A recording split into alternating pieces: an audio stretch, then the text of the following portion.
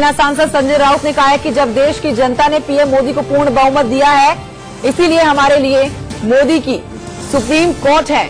और यूपी के सीएम योगी आदित्यनाथ से मुलाकात करने लखनऊ पहुंचे। संजय राउत ने कहा कि मंदिर निर्माण की शुभ घड़ी आ गई है। पीएम मोदी और सीएम योगी आदित्यनाथ के नेतृत्व में अयोध्या में राम मंदिर का निर्माण शुरू होगा।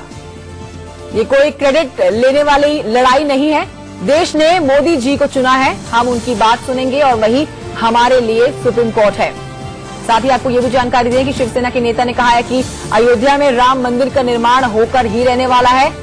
और उन्होंने कहा कि बीजेपी बार बार मंदिर के नाम पर जनता से वोट नहीं मांग सकती।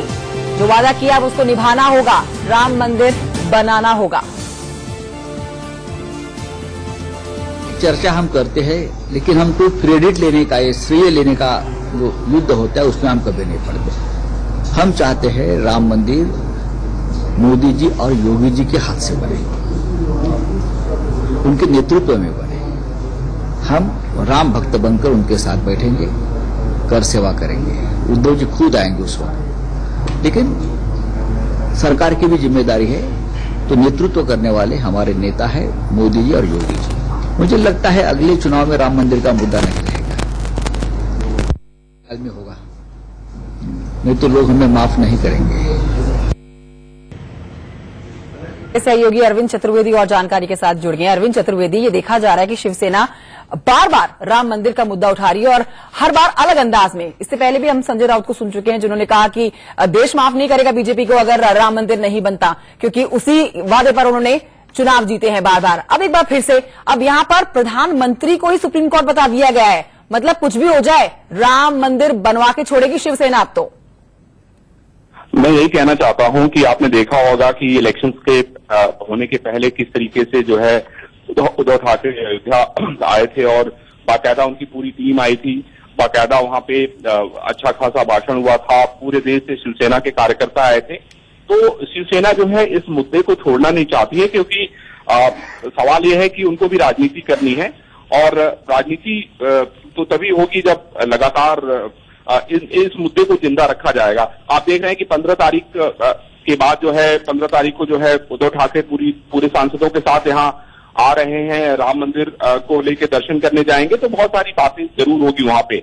दूसरी तरफ आप वहीं देखिए कि एक तरफ पश्चिम बंगाल में योगी जी के जाने की बात हो रही है राम मंदिर को लेके।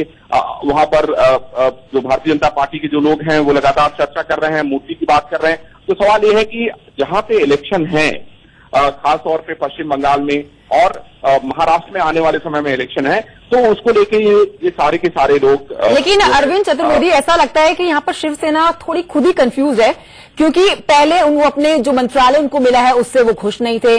बीजेपी पर उन्होंने प्रहार किया और कटाक्ष भी किया था कि भाई हमें एक बड़ा मंत्रालय दिया जाए, जो मंत्रालय हमें मिला है वो हमें छोटा मंत्रालय दिया गया है। अब उसके बाद संजय राउत जब बयान देते हैं मीडिया को कि भाई राम मंदिर बनना चाहिए, क्योंकि अब जनता ने इसी के आधार पर बीजेपी को वोट दिया। और अब ये एक सॉफ्ट राजनीति इसको बताई जाएगी यहाँ पर।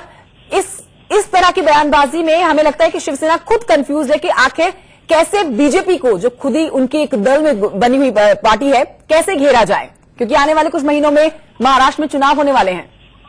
वही मैंने कहा है कि शिवसेना का जो अपना एजेंडा है उस एजेंडे को वो जिंदा रखना चाहती है और शायद यही कारण है। आप देखिए कि उन्होंने योगी और मोदी दोनों की तारीफ की है और उन्होंने ये भी कहा है कि नहीं, यही लोग हैं जो कुछ कर सकते हैं। तो सवाल ये है कि शिवसेना क्या कहना चाहती है। सिर्फ वो यही कहना चाहती है कि भाई राम मंदिर को आप बनाइए, यानी वो इसको लेके रोज चर्चा में रहना चाहती है, इसको लेके वो चाहती है कि रोज ये मुद्दा लोगों के बीच में डिस्कस हो।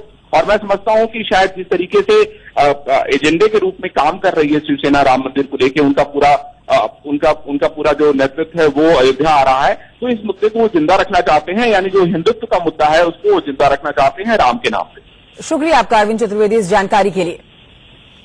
और आइए अब आगे बढ़ेंगे, देश दुनिया की खबरें तूफानी अंदाज में आपको दिखाएंगे। आप देखेंगे अब इंडिया 50।